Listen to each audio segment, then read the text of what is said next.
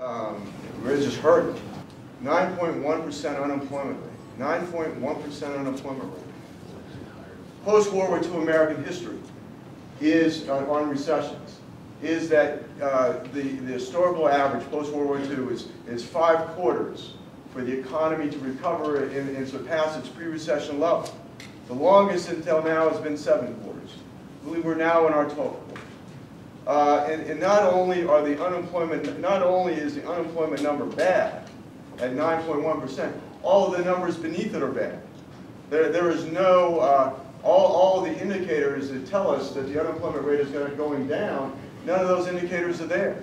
There's not an uptick in overtime. There's not an uptick in temporary workers to indicate that there's going to be a downward pressure on the unemployment numbers. And then if you look at our growth rate, it takes a growth rate north of 3% of the economy to really make an impression on unemployment numbers. Our growth rate in the first quarter was downgraded to 0.4%, and the growth rate for the second quarter has been downgraded to 1%. We're not getting anywhere. I do believe we've got to do, we need a change in economic policy. We fundamentally need a different direction. And I hope the President, that we can work with him on doing something different that we haven't done now. Because I think that I mean, we spent over $1 trillion between the stimulus, cash for clunkers, cash for caulkers, spending on green energy subsidies, and it hasn't moved the economy. I believe fundamentally what we need to do is that we need to lower the cost of doing business in America. That we need to lower the regulatory burdens, and we need to lower the tax burdens.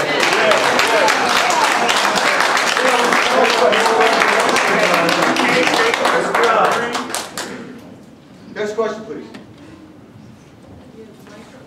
Okay, Jacobus. Mr. Coffman, first of all, thank you for your service to our nation. I appreciate everything that you do. I have 2 questions. Sure. What can you tell us about Tom Harkin's bill regarding fees for transactions, our personal transactions, moving money or into our savings accounts or checking accounts? And also, my understanding is that Vice President Biden was responsible for the stimulus. When are we going to find out where all that stimulus money went and who's accountable for all of that? Well, thank you. The first question dealt with Senator Tom Harkin and his proposal to do a transaction fee on all, I think, investments and I think any movement of money. Now, I just don't think that's going anywhere. However, let me tell you this. We are going into our second round of negotiations on the debt, on America's debt. And so there is a 12-member committee that is bipartisan, that is House and Senate, that is established. It is established along the same framework as the Base Realignment Closure Commission, along the same theory that, and that strategy came about in Congress when we could never close a military base, no matter how unnecessary it was, even if the Department of Defense wanted to close, because it was always in some member's district, of Congress's district. So they created a system whereby there would be a commission would come up with a list of bases to be closed, and the list could not be amended. So you couldn't, a member of Congress couldn't move to amend a base out of it, and it was an up or down vote. So the strategy of this debt commission is along the same manner. And they're going to be able to look at everything. They're going to look at tax policy. They're going to look at they can look at entitlement programs. They can look at discretionary spending programs. There's nothing beyond the reach of this committee, and it takes 7 members of the committee to vote out a proposal. And so who knows what's going to be in that proposal. Now, proposals can also come from outside of the committee. We're not limited to the committee. But the committee does have a special stature in terms of their proposal not being able to be amended and just being an up or down vote. If we fail to reach an agreement by the 23rd of November, we've in fact already agreed to across-the-board cuts categorically in security-related defense areas and in non-defense discretionary spending, some of which would include Medicare reimbursement levels. So that if in fact we fail to reach an agreement, then the $1.2 trillion of cuts will automatically occur. And so it's, again, that discussion will be far-ranging and could very well include in the proposal the Harkin initiative. Let's see. And then you had a question about stimulus. I think one of the issues, we still have over $100 billion unspent stimulus money. I believe we can certainly account for it. The money that has been spent, I believe that the federal government, I may disagree with what has been spent on, but we can certainly account for the money.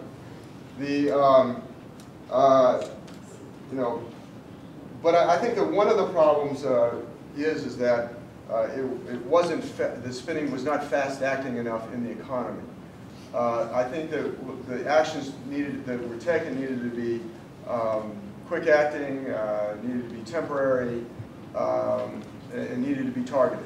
And I think that it was not quick acting, and I think that's the intention initially was that it was to be a jolt to the economy. In the spring of 2009, we were just in free fall, going down, and that just government cannot simply organize itself to stimulate the economy, I think, through its own spending. I obviously would have preferred relief in the private sector in order to create jobs. Next one. Jim Pearl from Littleton.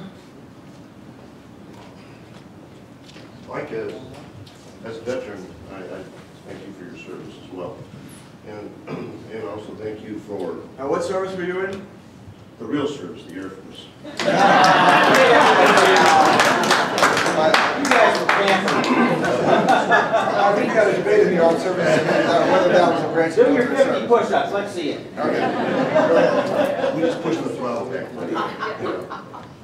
And I thank you for your support in this district.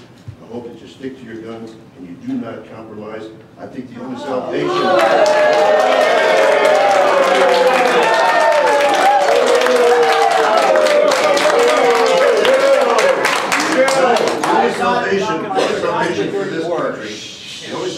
for this country is true conservatism, and there is a few Democrats that are conservative, and there's a handful of Democrats that are conservative. True conservatism and the Tea Party movement is the only thing that's going to save this country. Yeah. I'm 66 years old. 2 years ago, I went and applied for Social Security and Medicare. I went to the Social Security office. I was shocked when I was there. I expected to see a bunch of old farts like me. I saw mostly people in their 20s, 30s, and 40s. I wonder what the hell are they doing there? Applying for their parents' Social Security. No, they're freeloading. They're applying for disability payments. Like most cops get disability payments. And listen, I always had to take care of my own disability. I had disability insurance ever since I worked. Get your own disability. Take it. Individual accountability and responsibility is what you need to get back in this country. And this super committee, what are we back in grade school? It's your job, Mike. It's everybody's job. It's not this super committee. And then they're not going to agree. I mean.